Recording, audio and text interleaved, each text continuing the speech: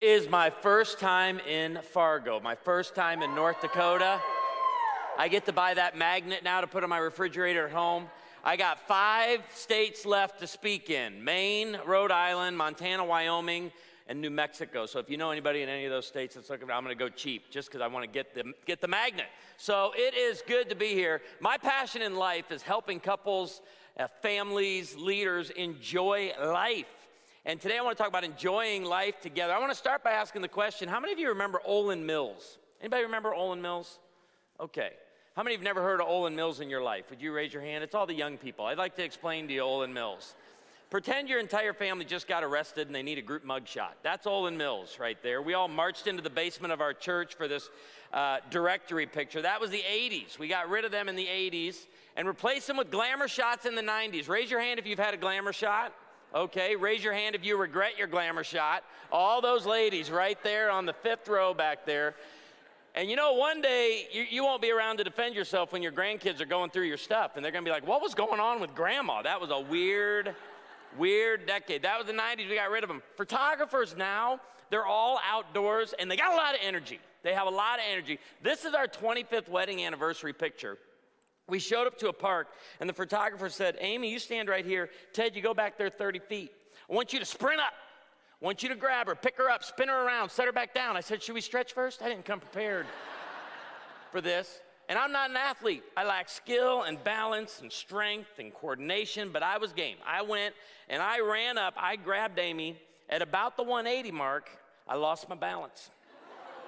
And for our 25th wedding anniversary picture, I body slammed my wife to the ground with a force and with a passion. And I'm at that age, you don't get up right away after you fall down. Photographer comes over and goes, you guys all right? I'm like, tell me you got that. She did not get that. All that for nothing, but this was about 2 minutes later. And it's the story of our marriage. I love this picture because it's walking side by side through life together. The laughter on Amy's face is not forced. This isn't fake. I mean, this is what I go after every day. My wife has what I call a silent patriotic laugh. When she finds something funny, she places her hand over her heart, she leans forward, and nothing comes out. And my goal is to get that laugh out of Amy Cunningham every single day. I go for it every day. And I know there's some serious people in the room, but I hope today, over the next hour, maybe you'll be inspired to learn to walk on the lighter side of life just a little bit. I love helping couples enjoy life together. I help couples in Branson and intensives all the time and remind them that what was natural early on in relationship, which is humor, which is laughter, is something you need to be intentional with later on. And I love being married to a strong woman. Can I ask the guys in here, how many of you are married to a strong woman? Yeah, look around the room. I love being married to a strong woman. I come home from a bad day at church, I'm like, that was a rough day at church. And she's like, fine, let's quit, move to Africa, be missionaries full time. Like, you know, that escalated real fast. I think we should definitely pray about it before we go moving continents. And she's got a Fitbit. This is my favorite part about my wife. She's got this Fitbit, and everything is about getting her steps. Just everywhere we go, we're getting our steps. And I'll come home from church and be like, she walks me and the dogs before sunset every night. And I'm like, can we just stroll tonight? She's like, nope, we gotta get our steps. And she'll ask me in the middle of the walk, are you squeezing your cheeks together? Hey, listen, I grew up independent, fundamental, premillennial, King James Version only Baptist. I'm uptight pretty much all the time. You can rest assured on that one right there. She loves this show on TV with Chip and Joanna Gaines called Fixer Upper. And I've said if I ever meet Chip Gaines, I'm gonna punch him right in the face. I hate that man and everything he stands for because he's ruining our marriage. Can I get an amen from at least somebody in the room? Yeah. I'll come home and she'll be standing in the dining room. I'm like, what's going on? And she goes, I think after dinner we should get rid of this wall. Can we get rid of this wall? And I had to go online and find a term to save our marriage. You know what the term is? Load bearing. Every wall in our home is load bearing. You can't touch one or the whole house comes down. Then this lady came on Netflix called Marie Kondo. I hate her more than Chip Gaines. Her thing is tidying up. Passion is decluttering. And my wife has 2 love languages, acts of service and quality time, which means I serve her for long periods of time. That's what those 2 love languages. And in the middle of those two love languages is the decluttering love language. It's one Gary Chapman missed. And my wife, she watches the show, she gets all excited, and she has this fundamental core value. If you haven't used it in a while, you don't need it. And she always starts with her decluttering in the garage. She gets the garbage can on wheels, she flips the lid back, and like a grocery cart around the garage, she's just looking for stuff to throw away. She'll hold up one item at a time and she'll go, hey, you still using this? Like, babe, that's a hammer. When's the last time you used it? You better have answers to these questions. She once held up a battery charger for the car. This is a true story. She goes, I've never seen you use this. Then she threw it away and said, if we ever need one, we'll just run get one. I said, we won't be running anywhere. And I'm not a hoarder, but I just like some of my stuff. We met on a blind date at Liberty University in 1995. She was born in Austin, Minnesota. So I married a Minnesota girl. And the night I met her on this blind date, I told my buddy Austin, I'm going to marry her. And he said, you can't decide that. I go, I've already decided it. And I'll never forget walking into the kitchen of her 6'2", full-blooded Norwegian father. And I said, I'd like permission to marry your daughter, to which he responded in his thick Norwegian accent, yo betcha. I said, but only under one condition. I had just graduated. She had a year left, and I wanted to break all the rules and get married before her senior year. I said, I'll only do that if you allow me to pay for her senior year of college, to which he said, yo betcha. And I love it going, I'm an advocate for young marriage. I believe you can get married young and grow up together, as many in this room did.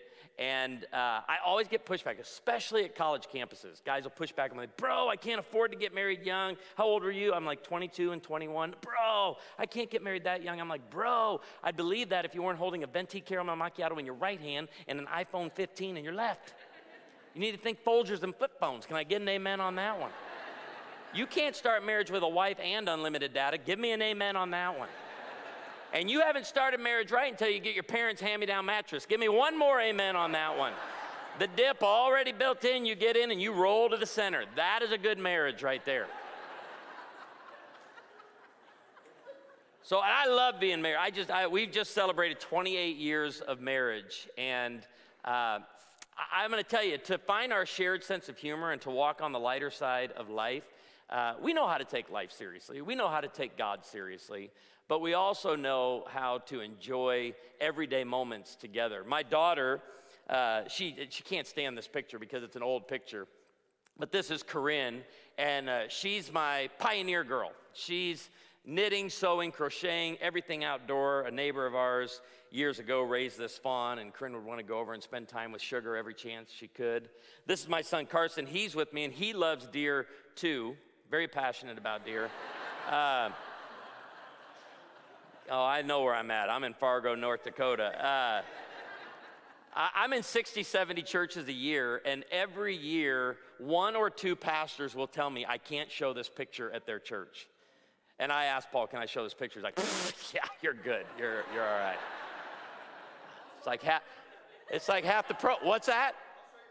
Yeah, so you're 100. Yeah, it's like half the profile pictures of the people in this room. I get it.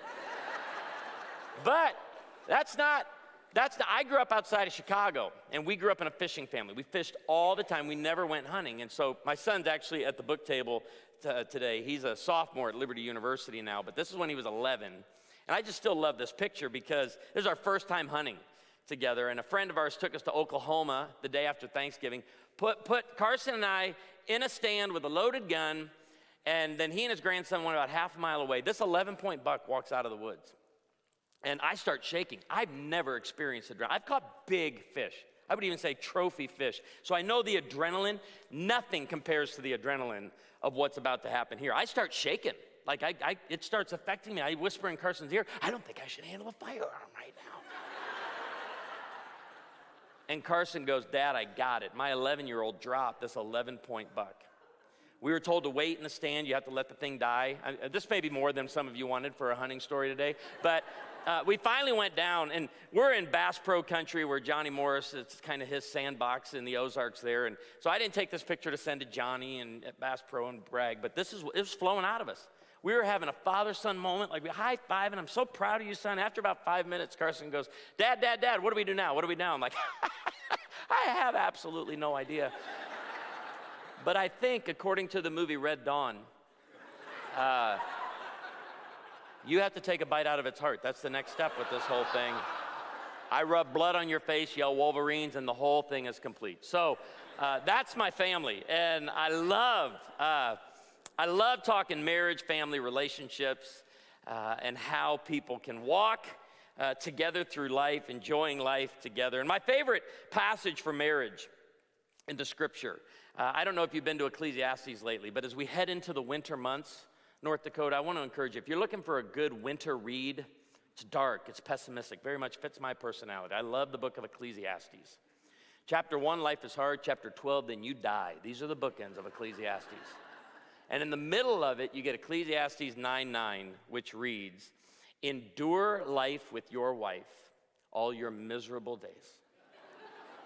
Now, I love being in churches when it's not on the screen and Bibles are closed. And in a preacher voice, I'll go, endure life with your wife all your miserable days. And all throughout the congregation, you'll hear, It's good. That's good. And I get to be the one that says that's not what it says. Here's what I've been allowing our church to do lately. I got this from my Norwegian father-in-law because he's now in his upper 70s. And he used to really debate. He was a union guy. He worked Amy's father, grandfather, great-grandfather, all Hormel guys. And so passionate. He was union. We would mix it up over politics, but he's kind of lost some of his fight. He now sits at the end of the farm table in our home. And when he's eating, if something is said politically or just something being debated that he doesn't agree with, this is all he does now. He looks up from his plate and goes, wrong. And I've said, how brilliant is that? We give people the opportunity to agree in church all the time. Amen, that's right, preach. But we never give people the opportunity to disagree in a service. So I'm constantly telling our church, if I say something you don't like, just yell up, wrong. This weekend, Paul's opened it with, you're wrong. But, and so I love being able to tell people because this message has found its way into the church. And a lot of believers believe this idea that God gave you your spouse to beat you down, to suck the life out of you so you can be more like Jesus. And I want to give you a message. You got to be a little faster than that. The punchlines are going to come a little quicker. Austin, Texas got that a lot quicker last night, but they're different. They're very different people down there in Austin. But yeah, this says, enjoy life with your wife, whom you love, all the days of this meaningless life that God has given you under the sun. All your meaningless days, for this is your lot in life and in your toilsome labor under the sun. The word toilsome there means grueling. Life is challenging. Life is difficult. Throughout all of Scripture, we read about how short life is. It's a mist, it's a vapor. But we often leave out what Psalm 90 and verse 10 says, that 70 years you have upon this earth, 80 if your strength endures. Not a guarantee, it's just speaking of your typical ordinary lifespan. But in the midst of that, it says what? Those days are filled with sorrow and anguish. That's the toilsome labor. And one of the reasons I love that picture of Amy and I on our 25th wedding anniversary, it's that walking side by side through the toilsome labor of life. Martin Luther said God could have taken a bone from Adam's head, implying women would rule over men. Could have taken a bone from Adam's foot, implying that men would rule over women. But instead, he took a bone from Adam's side. And I love this word picture. It speaks of equality, mutual respect, but the picture I love is walking side by side through the difficult seasons and stages of life, through the grind of life, and through the toilsome labor. And I'm here to declare to every married person in the room, God did not give you your spouse to be the toilsome labor. He gave you your spouse to go through the toilsome labor with. This is so important, and the church needs to claim this message, needs to take this message back. Whenever I counsel or coach a couple, I always start with, Jesus is your source, Satan is your enemy, your spouse is your companion. And if you want to experience high levels of marital satisfaction, never treat your spouse like the source or the enemy. Your spouse is not your source. Does your marriage have an enemy? Absolutely. It's just not your spouse. Your spouse is your companion. And marital satisfaction is something you choose. It's something you decide. Did anybody here meet online? You're married and you met online? I mean, raise up, proud. I always love, be proud of it. Yeah, that's a great way to meet. But a good match is a good start. It's just not a guarantee of enjoying life together. And I think a lot of times people are like, well, I found the right person. He loves Jesus, I love Jesus, so this should be easy. No, enjoying life together is something you choose. It's something you decide. It's an outcome. It's not an outcome. It's something you go after every day. You're never going to stumble into it. You're never going to discover it. You're going to choose it. So I don't care where you met, if you eHarmony.com, Match.com, FarmersOnly.com, Ancestry.com. I don't care where you meet. It's what you do after you meet that matters. Because marital satisfaction is based on factors and skills that couples can do something about in any season or stage of life. And this is so important for us to understand. My mentor, Dr. Gary Smalley, went to be with the Lord just over 8 years ago. And he started the church with us there in Branson, Missouri, 23 years ago.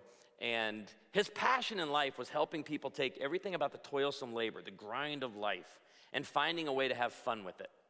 And we used to meet Gary and Norma for lunch every week, and he was one of our first elders, and so he's kind of, a peer, but also mentor. And I remember one lunch at the landing, he said, I'm gonna give you a little assignment. I want you to take something bugging you right now, just one thing, don't think of 5, that one thing bugging you right now, find a way to have fun with it for the week, and come back to lunch next week and tell us how it goes. Because he was that convinced that enjoying life is a decision. It's a choice. And we got in the car, and I've already told you, I'm married to a strong woman. She's very passionate. And she said, all right, Ted, I want you to tell me something bugging you right now. I'm going to tell you how we're going to have fun with it, and it'll never bug us again. And I had something fresh, if you know what I mean. I was ready to go. And I just told her, I said, babe, there's not a lot of adventure left for men in the world anymore, so would you please let me find my own parking space?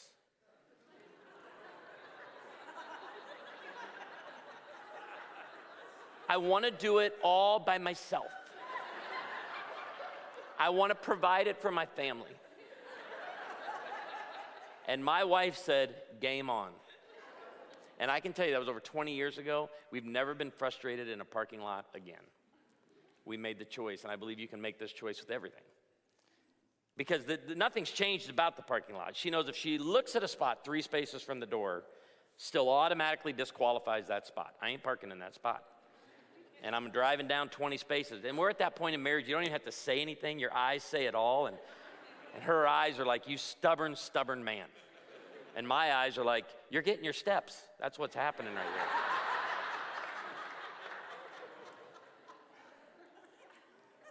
But we have fun with it. This can happen with the toilsome labor. You can enjoy life together. Because now when we pull into a parking lot and I find the space, Amy leans over and she starts massaging my bicep. And she'll say, you did this all by yourself. I'm so proud of you. Good job.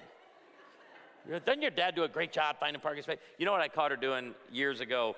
She knows those Andy's candies at the end of an Olive Garden meal are like crack to me. I can't explain it, but I love Andy's candies.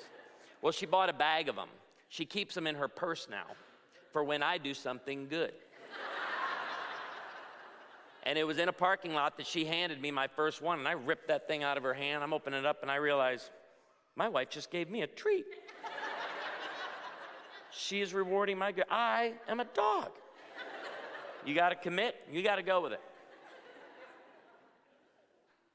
She's my companion through the toilsome labor. God did not give me my spouse to be the grind, to be the toilsome labor, but to go through life with. So now, let me ask this question. How many of you have small kids still at home? Or you just have children at home? Look around the room. All right. This is very important because this is how we know kids learn. They see everything you do. They hear everything you say. They forget nothing, and then they repeat. That's Deuteronomy 6:4-7 right there. That is how kids learn. From the time you get up in the morning to the time you go to sleep at night, sitting at home, walking along the way, driving along the way, they're watching and they're soaking it all in. I have a lot of parents right now in our church that are just freaking out over schools and culture and media. I'm like, Mom and Dad, make no mistake, you're still the greatest influence in the life of your child. They have a front row seat to your life. They have a front row seat to your marriage. So let me ask you this about your marriage. Do you have a marriage worth repeating? Do you enjoy life? I wanted my kids I'm an empty nester now, but man, I wanted them to see me going after that silent patriotic laugh in Amy every day. My son and I, one of our love languages is video clips. And so we got reels and stories now on Instagram. But when he was young, we only had YouTube. And his favorite clip on YouTube, 30-second clip. If you want more laughs tonight for your family, go home, youtube.com, put in German Coast Guard. Mayday comes in day one. Great commercial. Guys being trained on the German Coast Guard when the Mayday comes in. Mayday, Mayday, we are sinking, we are sinking. Hello?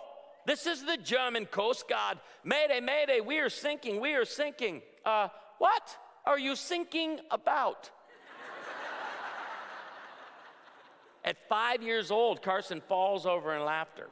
Thinks it's the funniest thing he's ever seen. And a few weeks later, we're driving down the road, and I start singing a hymn from my childhood that goes like this. I was sinking deep in sin, far from the peaceful shore. And from the back seat, I heard, and what were you sinking about? And I looked at my wife and said, they see everything, they hear everything, they forget nothing. And then they repeat. And I want a marriage worth repeating. Genesis 2:24 reads, for this reason, a man will leave his father and mother and be united to his wife, and they will become one flesh. You know, it's the hard part of parenting. I've never wanted to be that parent that obsessed over the behavior of my children. I obsess over the hearts of my children because the behavior flows from the heart. So for us, our parenting was always just discipling the hearts of our kids, knowing they're not going to be with us forever. They're supposed to leave this home. What Amy and I have, that bond that it talks about there becoming one flesh, it's glue-like, but children are meant to leave home. We've been teaching this verse to our kids since they were 5 and 7 years old. You could ask my son Carson when he was 5, what's your dad's definition of maturity according to Genesis 2:24? And he would go, I will not be with mom and dad forever, so plan accordingly. That's right. We love you, and we told our kids all the time, you're a welcome addition to this home. We love you. You're just not the center of it. We love you. You're a welcome addition to this home. You're not the center of it. And your mom and I, we got big plans after you leave. And they'd look at us and be like, well, what are you going to do? Well, first of all, we're going to Disney World. That's how we're going to kick the whole thing off. When my daughter was 5, she was taking over the home. It was exhausting me. I finally put her on the breakfast bar one day, put my hand on her heart, and I said, Corinne May, there's only one queen in this house, and you ain't her. She looked at me with those eyes that said, we'll see. She told my wife the next day, there's room enough in this house for 2 queens. I put her back on the breakfast bar. I put my hand on her heart and I said, Corinne May, you'll never be my queen, but you're my princess. And what that means is one day I'm going to stand at the back of a church with you, looking down the aisle at some pervert.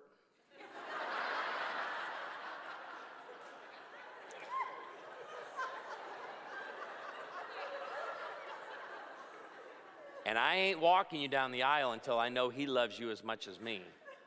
Because here's part of my parenting plan. I want to show you every day, to the best of my ability, how a queen should be treated. So you know what to look for and you know what to expect. And on May 31st, 2022, my daughter walked down our backyard to be married. It's a hard story to tell because the pervert has a name. But I get really passionate about this in the church because it's one of the reasons why I told Amy, I never again want to be the oldest person in small group, life group, community group, home groups, whatever your church calls. I never want to be that old. I want people that have gone before me, that have experienced seasons and stages of life I've not experienced yet. For all of you who your kids are raised and grown, gone, your empty nesters, would you raise your hand? Let me just see your hands. For those who raise their hand that you still have kids at home, look around them. Keep your hands up for just a second. Because I want them, through the course of today and into tomorrow, go connect with somebody. Do you all have kids at home? Okay, how old are your kids? Let me get it right there. 6 and 3, perfect. All right, anybody here, your kids are, okay, your kids are raised?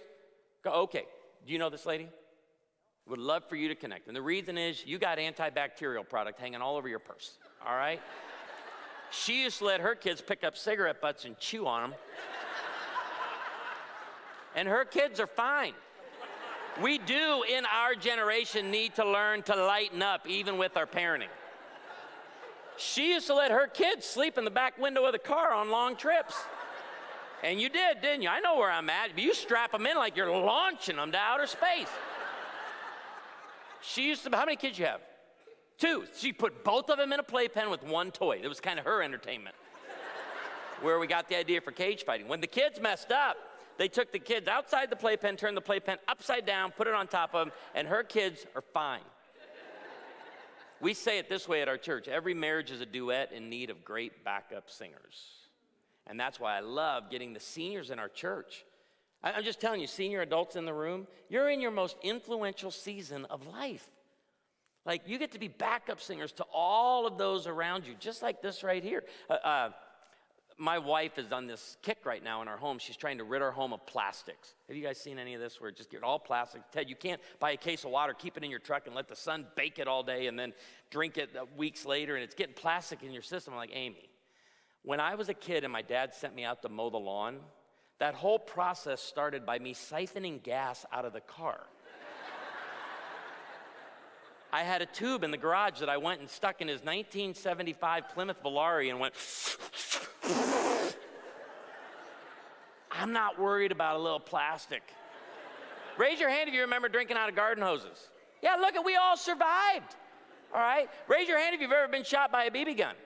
Oh, I'm in Fargo now. Look around. Look, at your hands aren't. Listen, you want to lower the crime rate in this country, you get your 3-year-old and your 6-year-old BB guns and have them start shooting each other right now.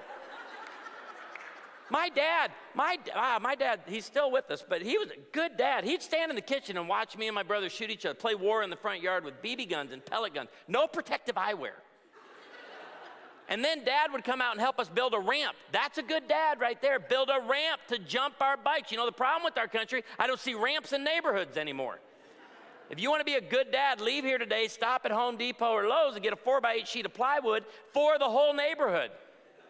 That was my dad. My dad, I would come in, my dad didn't believe in hospitals, okay? He didn't believe in emergency rooms. And I have a scar right here with 11 stitches. And I knew when I was walking into the house after a jump that I was going to have to convince my dad to take me to the ER. But he would say, sit there, drink this Pepto-Bismol, let's see what happens. My dad gave us Pepto-Bismol for everything. And because we were Baptists, and some of you, no problem with it, you were NyQuil families, right? You could down it like Wyatt Earp at the saloon. But man, we got a little shot of Pepto. We're like, oh, this is big. We're bad people. Anyway, that was my dad. Oh man, those were good times. Good times. How many remember when your dad couldn't figure out which of your siblings was at fault, so he just spanked all of you? Anybody remember that? Anybody remember when your dad sent you upstairs to wait for your spanking? That was worse than the spanking. How many remember when your dad sent you upstairs to wait for your spanking, then he forgot that he sent you upstairs to wait for your spanking? And you're like, do we go down and tell him what we're doing up here? And then you heard those feet coming and the belt hitting every loop. My brother is stubborn. He's 4 years older than me. And he'd sit on his side of the bed like, Dad ain't going to break me. I'm like, you kidding? I'm screaming on the backswing. I don't want that. I always got less than him because I made it far worse than it actually was. Those were good. How many remember when your mom spanked you in public? Anybody remember that? My mom wouldn't spank us at Kmart until she gathered a small crowd around her to cheer her on. I'm just saying, I'm glad you're still laughing, because sometimes mom sits there, he needs to catch up to the time. You need to go spend some time with this mom right here. My mom taught my brother and I that the bell on the ice cream truck meant they were out of ice cream. I'm just saying, we need to get back to some of that kind of parenting. Right there. So, hey, we've been taking some of this cheerful medicine. I've been talking in this session so far out of fun-loving you, enjoying your marriage in the midst of the grind, and I have to give these gifts to thank you for letting me, for pick on you for the cigarette-chewing mom right there. And I wrote this one, I wrote a whole book on laughter for Focus on the Family, and it's all on helping couples find their shared sense of humor. And I want to launch into some of this right now. But what I didn't, it was the worst timing of a book ever. We released it 2 weeks before a global pandemic. And let me tell you, we've sold like 67 copies of this thing. March of 2020, no one wanted to laugh. We hit that shock and denial stage of grief in the pandemic, and then by summer we were in the anger stage of grief. No one wanted to laugh, and I'm like, man, we didn't need to release, but I'm going to give that to you for letting me pick on you just a little bit. And it all comes out of Proverbs 17:22, and we've been taking some of this good medicine for the last 30 minutes. A cheerful heart is good medicine. And I love using humor when I speak. I love using humor when I preach, and because I'm with people all the time who have crushed spirits. They're just crushed. And coming out of the pandemic, we got the date night comedy tour kicked up again, and I get to travel the country with some friends. And there's no burden on content. It's just 3 to 5 laughs per minute. Because we said, let's get out there again and deliver some of this good medicine. And what the whole book, I Love That Laughs, is based on the premise: couples who use laughter to manage stress and work through difficult conversations not only report higher levels of marital satisfaction, but they stay together longer.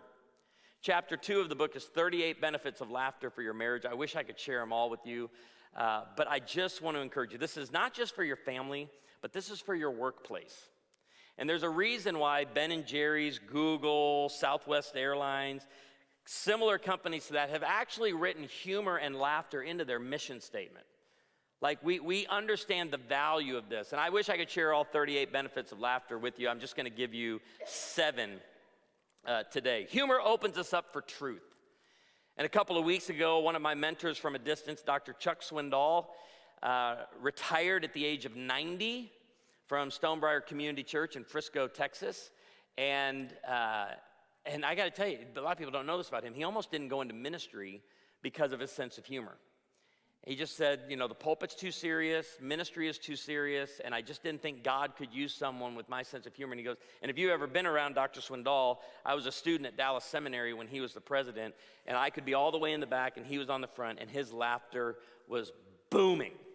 And he is the one that taught me the power of humor and laughter to open people up for truth. This is a guy who did expository preaching, verse by verse through the Bible when he taught.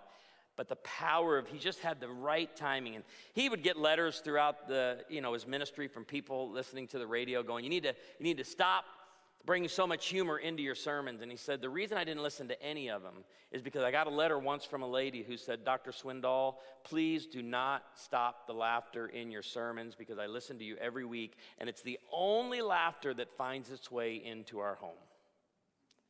Humor opens us up for truth. Humor helps us cope. 19th century preacher Henry Ward Beecher said, a person without a sense of humor is like a wagon without springs, jolted by every pebble on the road. Good humor makes all things tolerable. When the pandemic hit, for the last 2 weeks of March, Amy and I sat on lawn chairs in the garage for 4 hours every morning, listening to our 11 chickens lay their eggs. Drinking coffee, listen, and it took 4 hours for 11 chickens to lay their eggs. I don't know if you've heard a chicken lay an egg lately, but it's a pretty painful process. And we sat there for 4 hours for a morning for 2 weeks listening to, and my wife looked at me and said, we're spending more time together than we've ever spent. Would you call it quality time? Right? Because our rhythm, our pace as a couple, and all of us with life. I forgot I'm in North Dakota. In 2020, we had a pandemic. I have to do this in South Dakota, too. Because some people are like, what was going on in 2020 that his life got so disrupted? Okay, so we had to get back. And this is why some people will challenge the idea there are some seasons and stages of life that are serious and there's no laughter is appropriate. I'm sure almost every single person in here could give testimony to being at a funeral of someone you love, and the mourning and the grief is deep. And throughout that funeral, the Bible says the heart of the wise is in the house of mourning. And during that funeral, someone shares a story or a line from the one that's lost, and the whole place erupts into laughter. In the midst of the grief, in the midst of the mourning. It's why I tell, when I just had a funeral for a lady in our church and told her family, the husband still wants to hear those stories. 6 weeks from now, when a funny story pops into your head, don't be like, I don't know if this is a good time to bring it up. Call him and share the story. It helps us cope. It helps us grieve. Hearty laughter burns calories. Vanderbilt University did a study and found you can burn up to 40 calories with 10 to 15 minutes of hearty laughter. So I'm telling you, tomorrow, skip your workout. Turn on Nate Bargatze, Jim Gaffigan, Brian Regan. Nate Bargatze is at the top of his game right now. And today, in this hour, you're going to burn, I promise you, over 100 calories. It's how it works. Some of you need to look at your watch and see if I'm burning them up here, but I know I'm speaking. Laughter reduces stress and tension. At these date night comedy events I do, we hear these three things all the time. Haven't laughed that hard in a long time. My face hurts and my side hurts. I was in Rock Valley, Iowa a couple of years ago. A 65-year-old lady came up to me and said, Pastor, what are those three things people say? Haven't laughed that hard in a long time. My face hurts and my side hurts. She goes, you can add a fourth. I go, what's that? She goes, I think I peed a little. So I'm telling you, let it go, let it go. Humor makes you more attractive. Now, online dating sites at the top of every list is I'm looking for someone with a sense of humor. Let me tell you what that means and what it doesn't mean. It doesn't mean you're looking for someone who can tell you jokes all day. That's not what you're looking for. You're looking for someone who knows how to laugh at themselves and invite you in. You're looking for someone who doesn't take life too seriously. They know how to lighten up because it also makes you more relatable. One of my dear friends and a member of our church is Russian comedian 𝐓𝐡𝐞 in Branson, Missouri. And if you remember, but all those jokes that Reagan used with Gorbachev were written by 𝐓𝐡𝐞. Yakov wants to take credit for bringing down the wall. I don't know if humor is that powerful, but Yakov has a great line. He says what he loves about laughter is it's a universal language. Everyone laughs in the same language. And when you walk, it makes you relatable because if you've ever walked into a room when people are laughing, you move toward it. You don't know what was said, but like a yawn, it's contagious, and you find yourself laughing. This is the power of laughter and the benefit of laughter. And this last one real quick is just humor makes shopping enjoyable. I hate grocery shopping with every ounce of my being. I hate going to restaurants that have 20-page menus. I just don't like a lot of choices. I like, here's the 6 things you can choose from. It makes it a lot easier. But Amy will send me in, stop and get canned tomatoes. Well, there's minced and diced and crushed and peeled, and it's too much for me. I was coming home sometime back, and she goes, hey, stop by Sunfest and pick up some prepared mustard. We need prepared mustard. I've never heard of prepared mustard in my entire life. But I go over to our mustard section, and I scan it, can't find it. Second time, I'm getting ready to make the phone call like I always do. I need specific words on those cans and bottles. And this 80-year-old lady comes walking down the aisle, and I said, ma'am, can you help me? My wife sent me in here to find prepared mustard. I can't, but can you please help me find it? This woman didn't say one word to me. She got in between me and the mustard and looked at the mustard section, looked back at me, looked at the mustard section one more time, and this is all she did.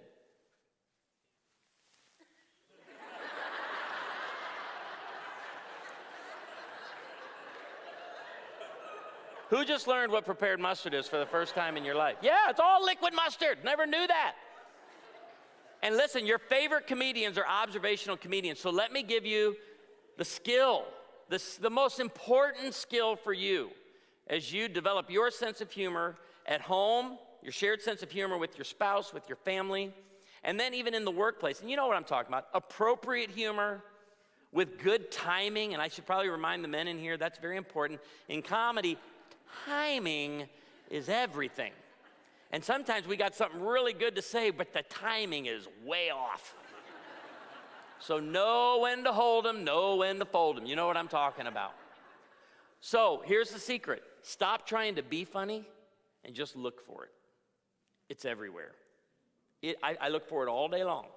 I find it all day long. And sometimes at the end of a day with your family, you'll ask high, low, what was the best part of your day, hardest part of your day? Or would you rather? We did that game all the time around the table with our kids. But the one we found as a family that was the most effective was just, did you see anything funny today? Because it's important. It helps us look for it. We were in the grocery store, my wife and I, she sent me over to get something. This was a while back, and as I'm walking by the end cap, I see this. It makes me laugh out loud. I forgot what I was doing. I grabbed it, and I'm going to take it back to Amy and see if I can get the silent patriotic laugh. I'm not going to say one word. I'm just going to show you what I showed her to see how you respond. Give it a second. The perfect cue is, there we go. Now,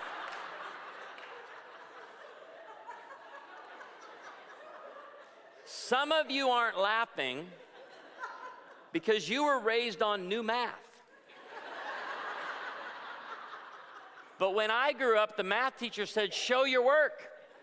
Somebody complained to Coca-Cola, why am I paying so much for this Coke? Well, it's a 15-pack. I don't care. It's 3 more cans than a 12-pack. Another rule to increase your comedy expertise and to find your sense of humor and to let it out. Stop trying to be funny, look for it, and then there's the rule of 3. You typically can get 3 laughs off of one observation. Show it or point it out, that gets a laugh. Speak it out loud, that gets a second laugh. Say it in a different voice can get a third laugh. Make up a story about it can get it in a 4th or 5th laugh.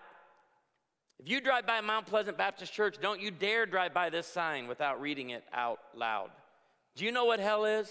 Come hear our preacher.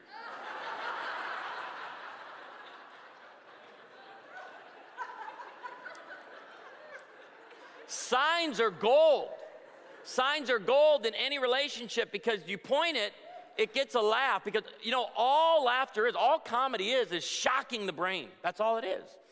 They didn't see it coming. So point it out. Oh, yeah. And then speak it out loud. It gets a second. And then make up the last sermon this guy preached. Just make something up.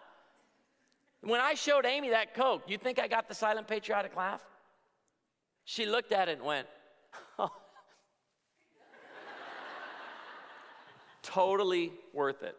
One of the comedians I travel with, his name's John Branyan. Love this guy. If you want more laughs tonight, go home. He's from Indianapolis, and just Google John Branyan comedy. He does a great bit on the 3 Little Pigs, but he also does a bit on flipping Arkansas. And we were going back to the hotel after an event one night, and he said, Ted, you live about an hour north of Flippin, right? I go, yeah. He goes, have you been to Flippin? I said, oh, yeah, a lot of times. Home of Ranger boats. He goes, do you laugh the entire time driving through Flippin? And so this is the power. Sometimes you just need to be reminded. I've been through Flippin, and I haven't laughed the whole time, and I got home and told Amy, we're going to Flippin on the next date. First sign you see when you pull into Flippin, Arkansas.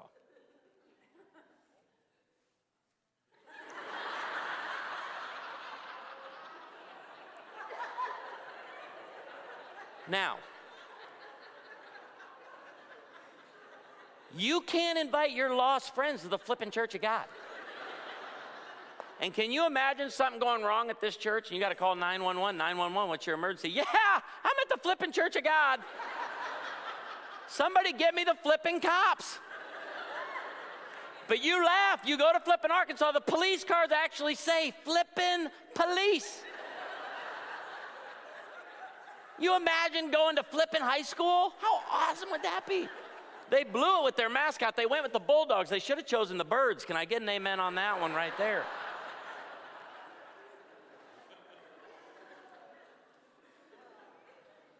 So let me give you just some other ways in your relationships, those closest to you, just some ways you can enjoy life. I love asking the question, and it's, I've only been able to share this for a couple of weeks now, but one of my dearest friends passed away last month at the age of 90. Her name's Pat Kershaw, and she was a member of our church since day one, meeting in a movie theater, and sits on the second row of our first service. Went to be with the Lord, and she was 60 years working for International Students Incorporated as a missionary, 60-year missionary. And her passion in life was leading international students to Christ, discipling them while they were here at university, then sending them home to be leaders in their home nation. And we would meet once a month for coffee. And when Pat was about 85, she sat down across from me at Panera Bread, and I go, Pat, have you seen anything funny lately? She goes, I saw it just yesterday while getting my mammogram up in Springfield.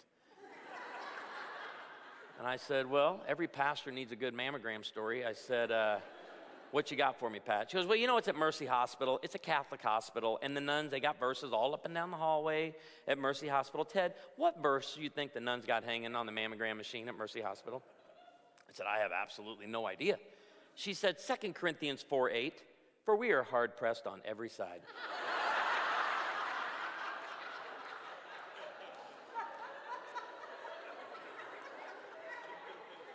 You're going to have to be careful in the workplace if you unleash this, because I can't go anywhere in Branson, Missouri. I can't be at church on Sunday without church members coming up to me telling me something funny they saw that week. Walking on the lighter side. Now, in counseling, we've made this cliche, right? Lay down here on this couch and tell me about your father, right? Because I want to know what was said to you over and over again. What did you see over and over again that wrote a message on your heart Proverbs tells us to guard our hearts because it's the wellspring of life. What is now on your heart? And I want to get into these stories. I want to find these messages, and then we can work through some of these ones. But I just want to know what your family of origin is. And I'm telling you, a lot of the comedy in our marriage and in our home comes from our family of origin. And here's a term that will set you free at home. It's simply this: NBD, no big deal. No big deal. We need to learn how to be aligned on the big things and have fun with the little things. Look at all the different ways. I wish I could go through them all. But your family of origin influence, that's a very important word from a counseling perspective, because I want couples to know your family of origin doesn't define who you become as a couple, right? There's influence. For example, the way you worship. My wife grew up in an Assembly of God church. Do we have any AGs in the room right now? Okay, you're going to know what I'm talking about. You look like an AG right back there in that jacket. But both hands extended during worship at all times. I grew up Independent Baptist, and here's what you need to know about that. We're not expressive in worship at all unless the song told us to do something. Baptists do what they're told. So we marched in the Lord's army. We flew over the enemy. We were shooting the artillery. I always love, they're like, what was going on at his church? Yeah, so we were in the Lord's army. But we do this song at our church called Gratitude. And I love the song, but I know this line in the song's coming that goes, so I throw up my hands and praise you again and again. I look over. My wife doesn't need to be told to do that because her hands are already both like this. But I'm over there. I have to gear myself up the whole song for this one line. And I know it's going to be a couple times, and I do this the same way every time. So I throw up my hands and praise you again and again. And then I'm like, it's over. That was so exhausting. Every now and then in worship, she'll look at me not being expressive, and she'll go something like that. I know that's not allowed. The way you worship, that's your family. The way you voted this past week, my dad and I'm 50, he's in his late 70s. We have voted the exact same on every issue, on every candidate, my entire life, except one. When Branson decided they wanted to get a library, my dad's kind of anti-tax guy. He hates taxes. And I go, Dad, you gonna vote for the property thing for the library? He's like, no. I'm like, but your grandchildren wanna read. And we got into it at the table there, but that's it. There's just the library in Branson. We canceled each other's vote out. But how you vote, how you spend, how you save. How you save. Listen, I grew up in a home that taught savings was money you put away for a rainy day. Amy grew up in a home that taught savings was the difference between the actual price and the sale price. Very different messages. How you fight, how you clean, how you drive. I see all signs on the road as laws to be followed. She sees them as suggestions for other people. Just keep your head down. Don't look at them. How you celebrate the holidays. This one I didn't get. I didn't get this at all. When we were first married, and I'm like, why by the time I pull the 46 box down out of the attic that says Christmas decor, I am in no mood to celebrate the birth of my Lord and Savior. I'm ticked. And we started having kids, and Carson would come and be like, Dad, I made this ornament last year. Just put it on the tree. Why is this such a big deal? Well, my wife grew up in the White House. There was a tree in every room, garland over every door, lights inside, lights outside. You couldn't even start decorating until certain cookies were being baked, and that smell worked its way through the house. Andy Williams was playing, "It's the most wonderful time of the year." My family decorated for Christmas on a commercial break, and that's a true story. We kept a 3-foot pre-decorated tree with a garbage bag over it in the crawl space. And on a commercial break, my dad would grab it, put it on the dehumidifier, joy to the world, the Lord has come, and we'd be right back to watching TV. It even affects the way you load the dishwasher. Now, I'm not saying my way's the only way. It is the manufacturer's recommended loading instructions. These are the things you can have fun with. Let's practice it as a room, all right? I want you to make some noise if the one on the right is right.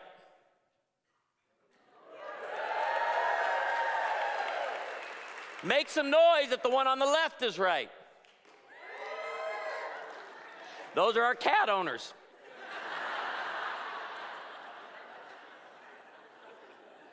But there's somebody worse than the person on the left. It's this person right here. And I'm calling you out because you're lazy. You left a little bit on there so you could say it wasn't empty. You yourself use 12 ample squares. Just bake yourself at home. And then when you do go get a new roll, you end up doing this right here. What'd you save, 1.2 seconds right there? Hey, make some noise if this brings great joy to your soul right here. That is properly dispensed toothpaste right there. But you married this person right here. Or worse, this person right here. And you've watched them take their toothbrush and scrape that off the top. And you're like, what kind of animal won't use a cap? Make some noise if this brings great joy to your soul right here. But you married this person right here. So, I love comedian Jeff Allen. He's got a great bit on he goes, my wife's always confronting me now with questions, always asking me questions to confront me. I'll walk in the bedroom and she's like, hey, is this your underwear on the floor? He's like, I sure hope so. If not, I'll have some questions of my own around here, that's for sure. You just lost your minds over toilet paper, toothpaste, and towels. And I'm telling you, no big deal. But some of you are going, it's BFD. It's a big flipping deal. You know what I'm saying? So in just the last couple minutes, I want to walk you through avoiding marital drift in your home. It's interesting to me. I work with a lot of church leaders and executives in Branson. I don't do marriage intensives like Hope Restored that focus on the family does, but I do a lot of retreats. And I'm always fascinated by a lot of the skills that it takes to run a company and to grow a business, and people are very effective at it. It's the exact same skills that make relationships work. And I'm always intrigued by why when we walk in the door, we turn it off. Because listen, the family room and the boardroom, they're linked. They truly are linked. And so all I do is in these retreats that we do is I just work through all of these factors and skills that lead to high levels of success at work, relationship skills. And you're getting ready in a moment here to hear from the best of the best in Henry Cloud. John Townsend and Henry Cloud are the best of the best, and many of us have used it. But if you ever, I know they write a lot of books for business leaders, relationship books, but I'm telling you, it doesn't matter which book of theirs I'm reading. I can see that all of these skills transfer from the workplace into the home and from the home into the workplace. So how do you avoid drift? Number one, when your marriage drifts, you blame your spouse. I'm going to give you 5 symptoms of a marriage in drift real quick. And if you're in drift, what you can do to get out of it. I love Ecclesiastes 9:9, but I go up a few verses above it, and I love it. Anyone who is among the living has hope. So if you're not at a healthy place in a marriage right now, I'm going to encourage you that today's the day you can turn the bus around and you can begin to choose to enjoy life together. Because your marriage is only going to do one of 2 things. You're either going to choose to enjoy life together, make the choice, be intentional with it. Remember, what was natural early on, you must be intentional with later on.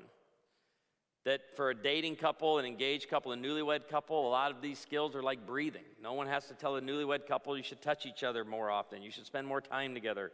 You should compliment one another. It's like breathing. They do it so naturally. But after you've been married 10, 20, 30, 40 years, you have to be intentional. I don't use the term a whole lot that marriage is hard work. No, marriage requires you to be intentional. And no one wakes up in the morning and goes, today I'm going to drift in my marriage. Nobody does that. It's just the absence of decision. So you have to stop blaming your spouse. Remember, Jesus is your source, Satan is your enemy, your spouse is your companion.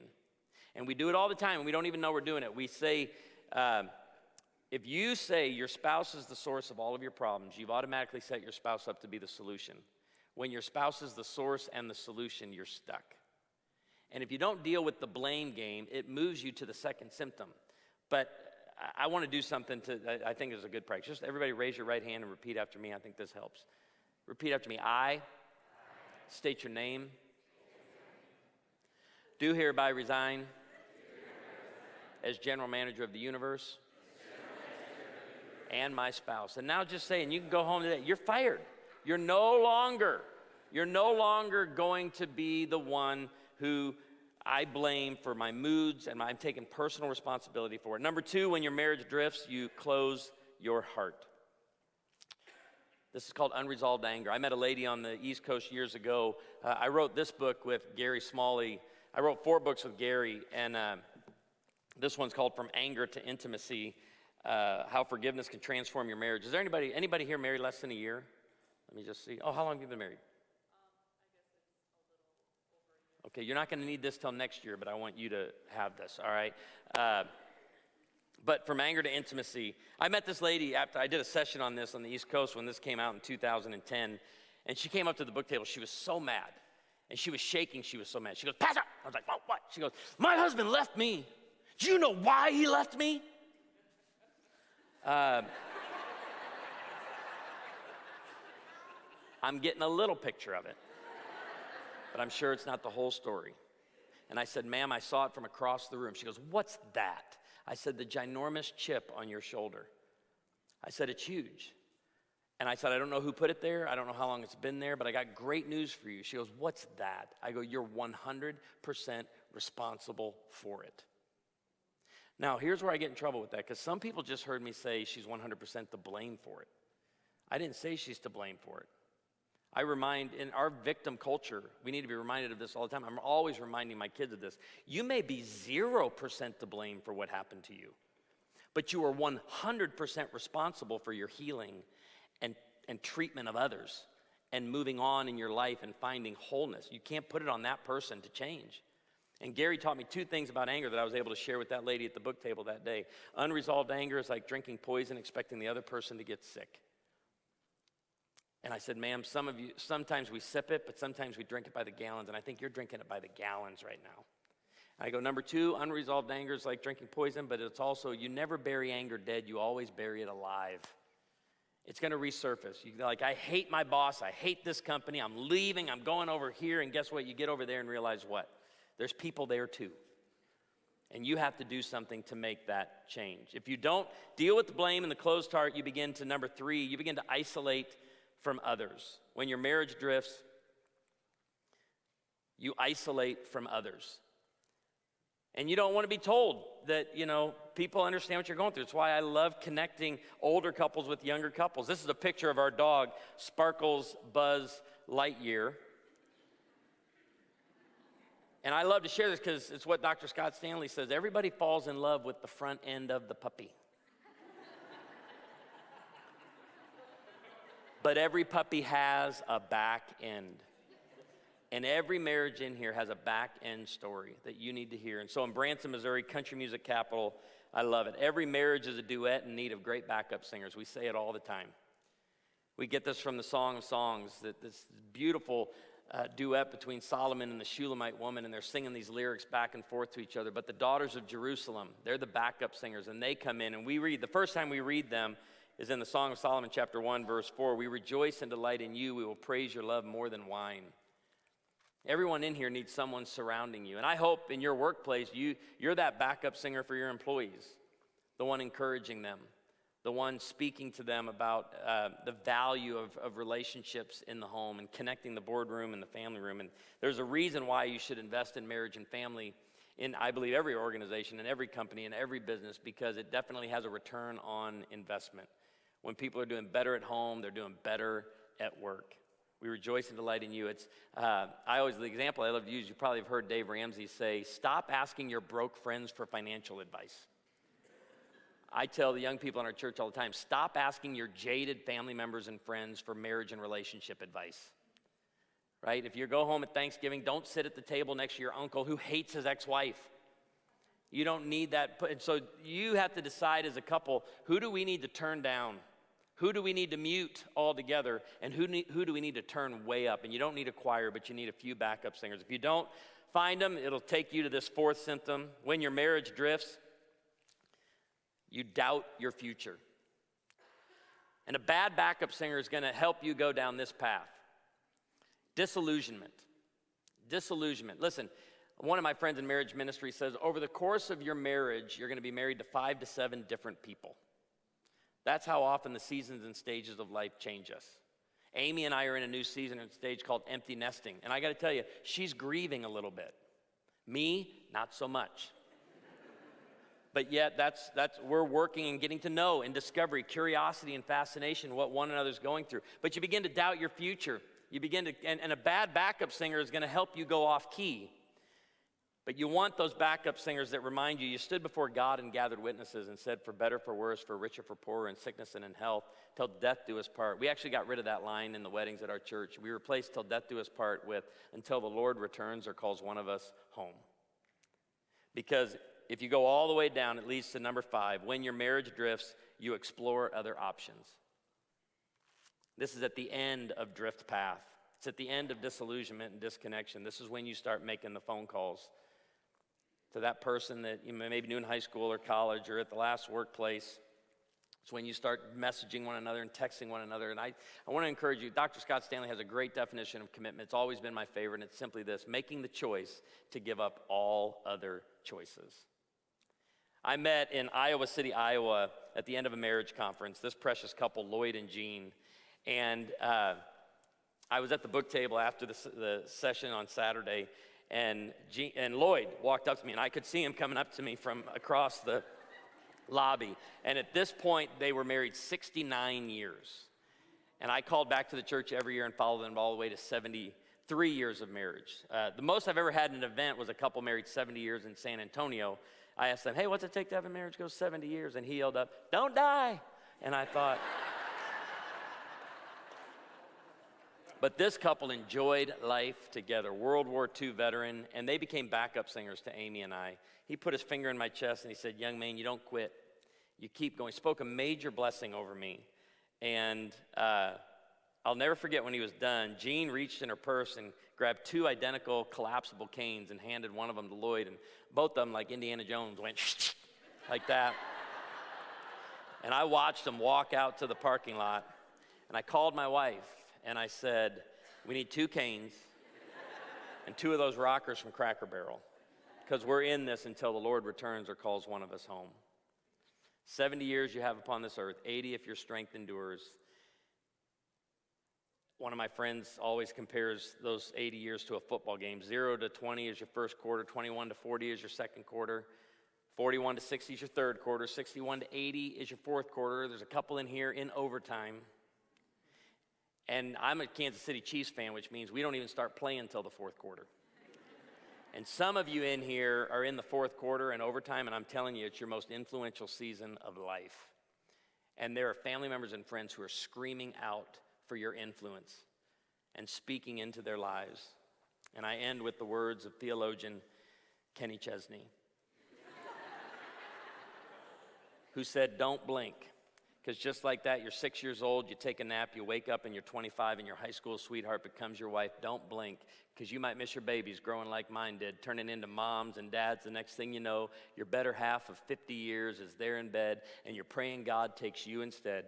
Trust me, friends, 100 years goes faster than you think. Thank you very much, Fargo. Thank you very much, Faith Forward, for allowing me to share a little bit. I'll be out at the book table. Thank you all very much.